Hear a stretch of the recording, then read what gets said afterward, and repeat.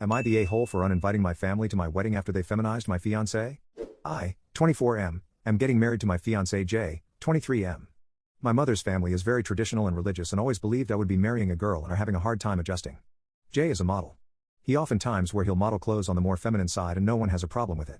My family have seen some of the photos and have often joked that Jay is pretty enough to be a girl, which he would just laugh off as some joke. My grandfather has offered to pay for the suits. The deal was he would get an opinion when it came to what our wedding suits would be since they were paying. Jay and I went on different days. Fast forward, I'm going to go pick up the suits from my aunt's place.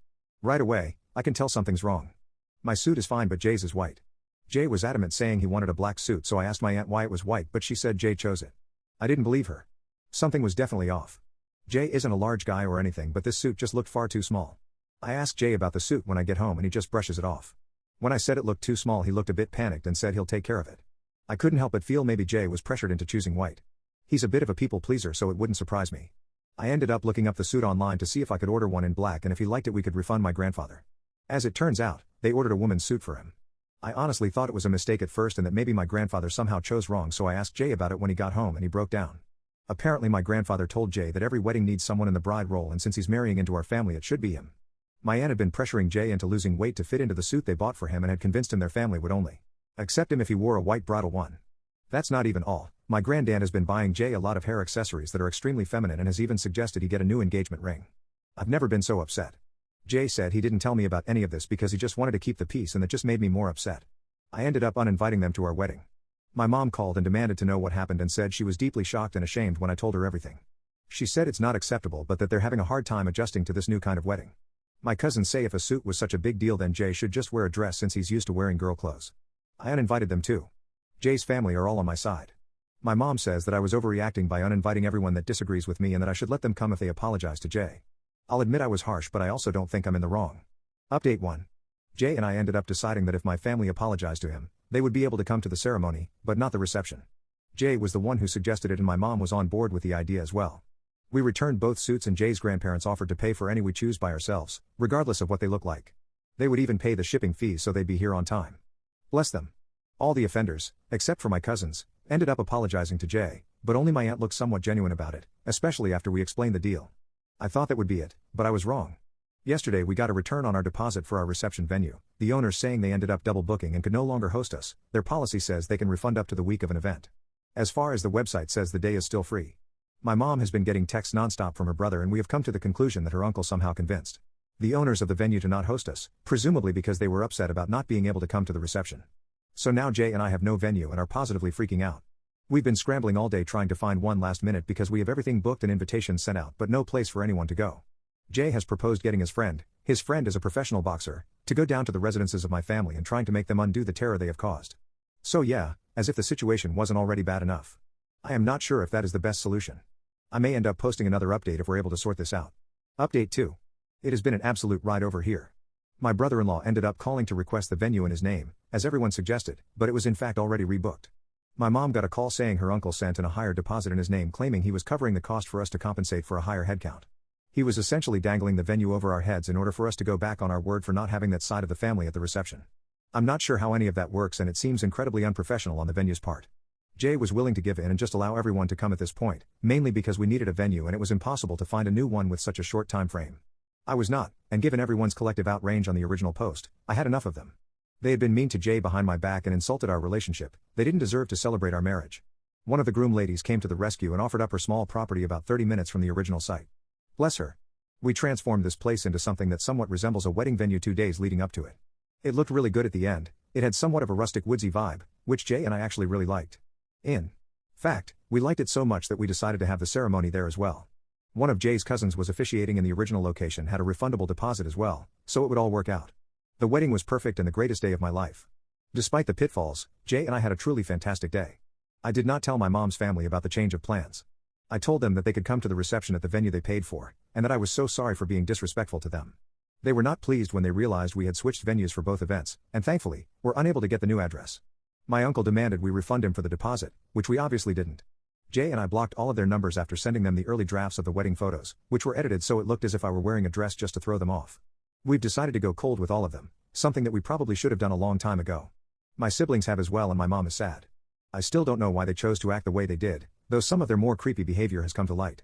Neither of us are willing to go into depth on everything my family has done, but needless to say, I am fine with never speaking to them ever again. Jay said in a few years, he's open to maybe seeing them at any potential family events. He's far too kind. We have decided though, that when kids come into the picture, they will not have any contact with these people. And before anyone asks, everyone at the wedding left the original venue a harsh review. Was it petty? Yes, but none of us care. Was it though? Because that is super unprofessional, boo-boo. Friend, you was not the a-hole. I feel like I would have did worse. You took it like you gave him grace, honey, because I would like, what are you doing? You do it too much. First of all, when it comes in, it was just like, oh, okay. So grandparents really accept this. Auntie really accept this. Uncle really accept this. You gonna pay for our suits. And when he said we have the say so, we have the last say so because we pay for it, it was just like, that sounds a little fishy. Something smelling over here. What is that? Well, it is not the upper lip. So what's going on over here? So yeah, that was what was that?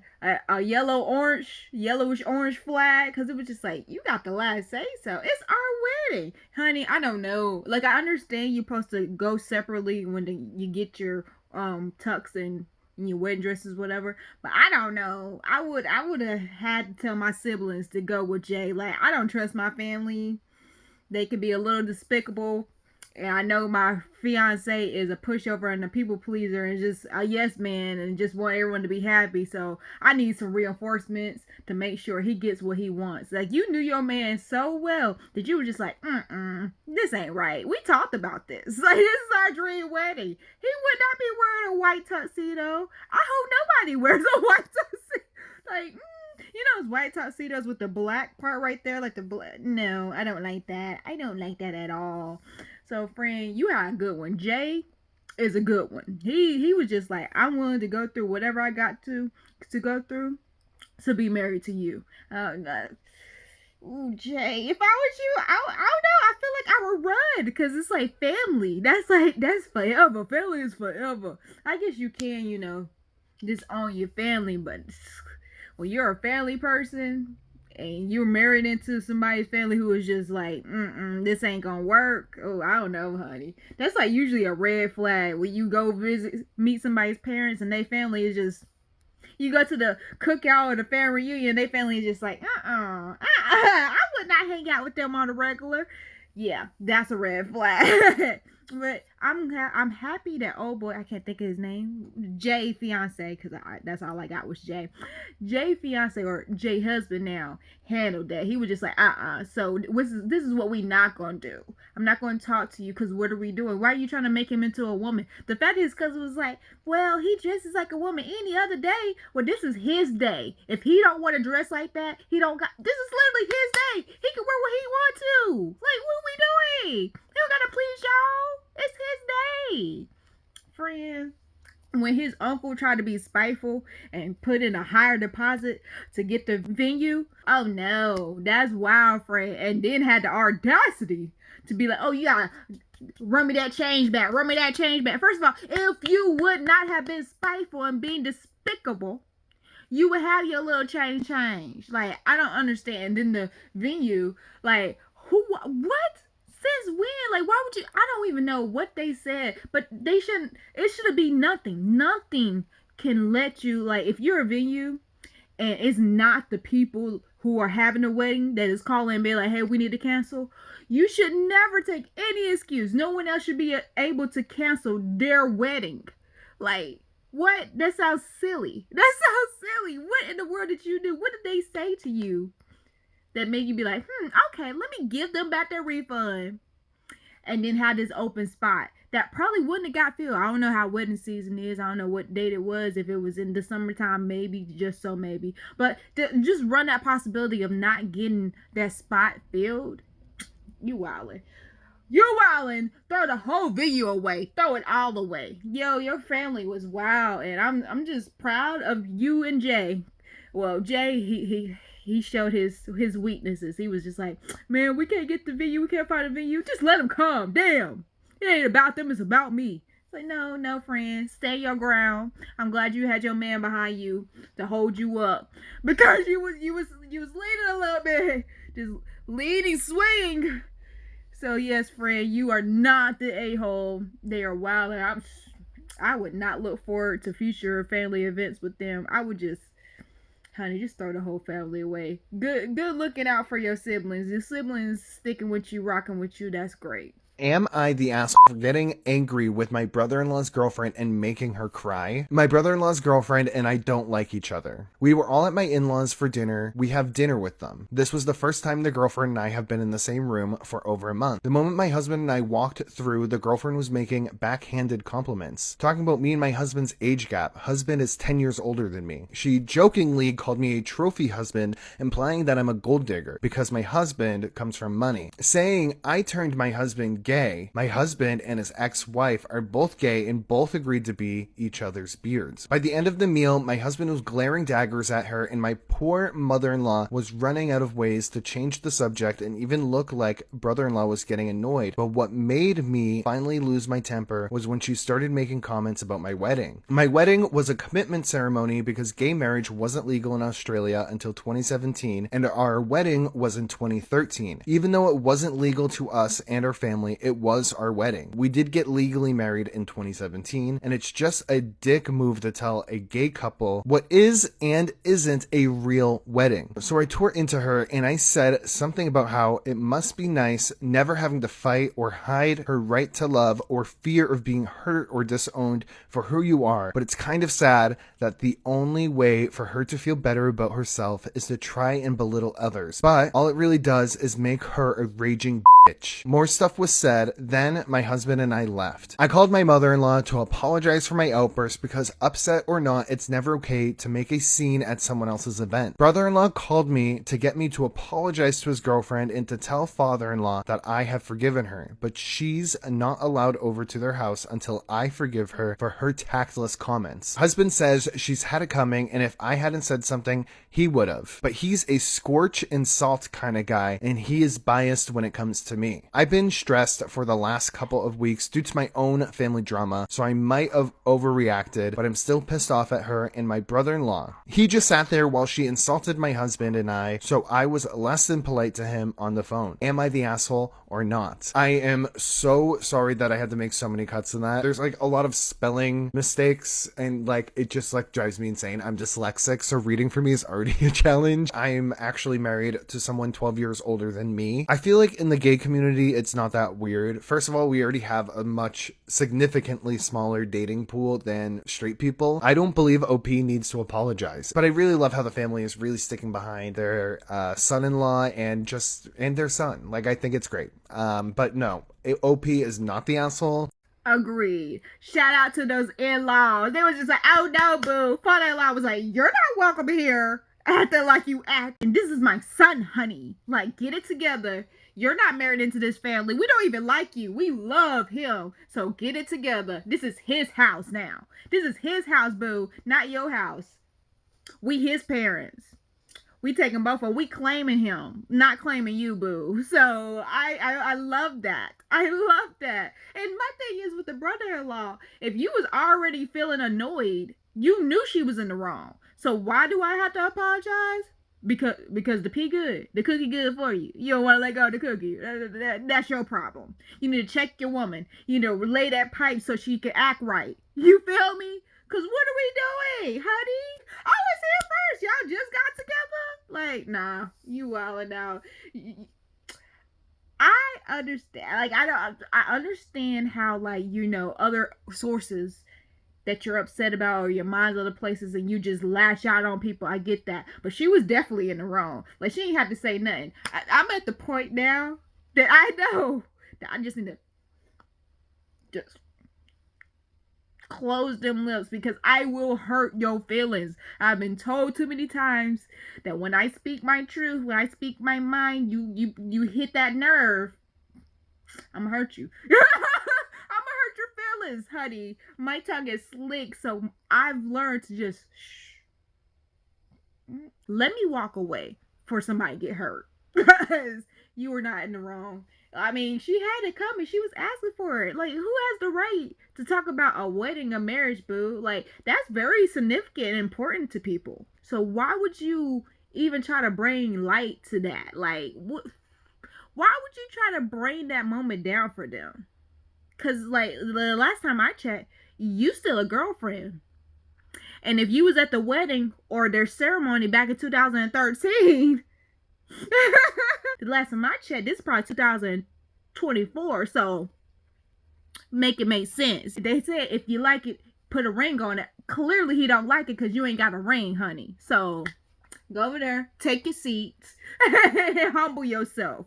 Humble yourself, honey. He put a ring on it. Friend, the 10-year age gap, when everybody's legal, you're out of your 20s, or if you're after 25, age don't matter. Age don't matter. We're all grown. Our brains are developed.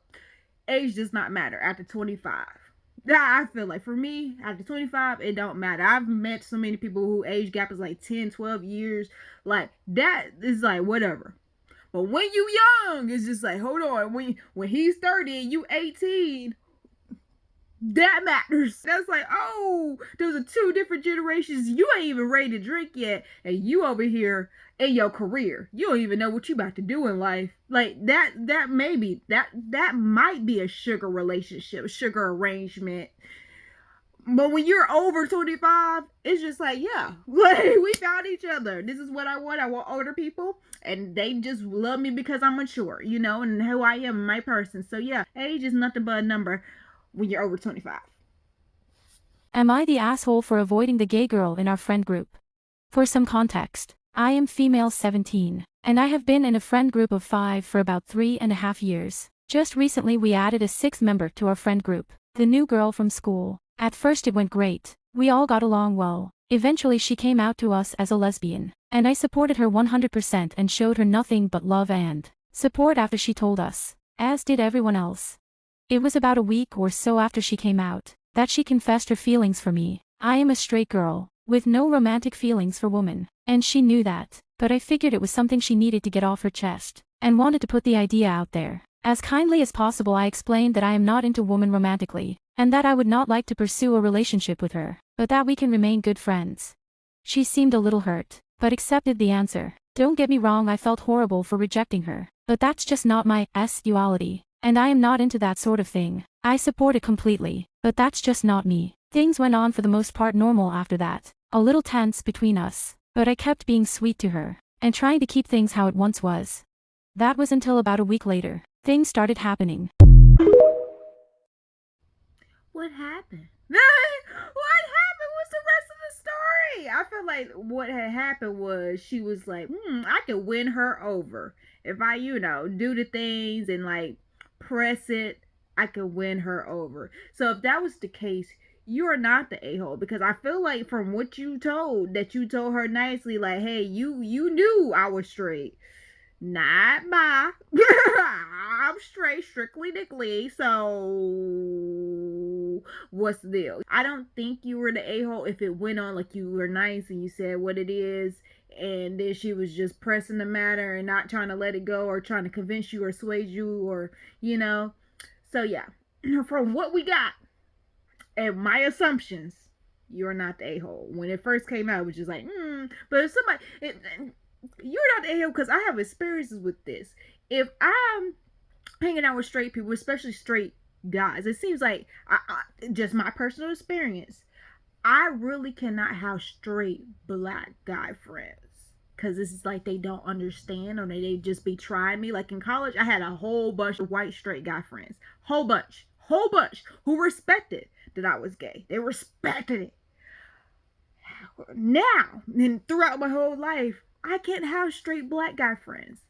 So yeah, friend, if your friend is not aware of your sexuality and keeps on pressing the matter and making you feel uncomfortable, you're not the a-hole for like being like, okay, we can't be friends. I can't be around you, because I am that person. If you keep on make me feel uncomfortable, I will avoid you like the plague. I will avoid you. Will not talk to you. Like, who are you? You don't exist. I don't see you. You don't exist in my world because you made me feel uncomfortable after I let you know, hey, this is what's up. Nicely. Because like I said, I'd be like, ooh, I'm going to just be quiet. Because if I speak on it, I'm going to hurt your feelings. So I don't want to speak on it, I'm just going to be like, hey, this is what's up. And I'm going to let it go.